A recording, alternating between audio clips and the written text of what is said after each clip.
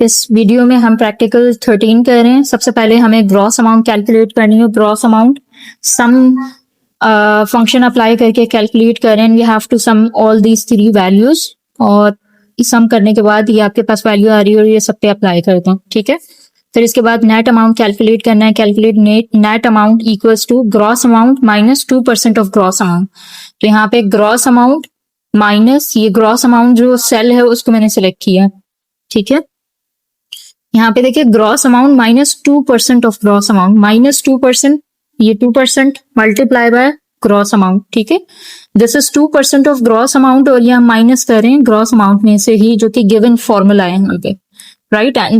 You will get the net amount. अब ये net amount का फॉर्मूला पूरे कॉलम पे अप्लाई कर दें इस तरह।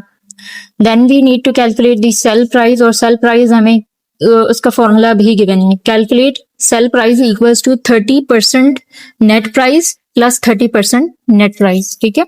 पहले 30% जो है वो नेट प्राइस का निकालें, तो 30% को आप मल्टीप्लाई करेंगे नेट प्राइस से, you will get the 30% net price, और इसी में ही हमें फिर नेट प्राइस ऐड करनी है। This is the given formula. इसी तरीके से हमने ये फॉर्मूला यहाँ पे अप्लाई किया, and let's apply this formula to this complete column.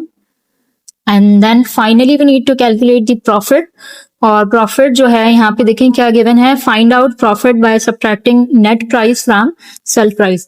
Net price को सब्ट्रैक्ट करना है फ्रॉम द सेल प्राइस, तो पहले सेल प्राइस सेलेक्ट करें and we need to subtract this net price from the sale price, ठीक है। और ये फॉर्मूला यहाँ पे आ गया। If you wanted to see the formula, this was the formula. Net price sale price में से हमने नेट प्राइस माइनस कर दिया, ठीक है जी। Thank you.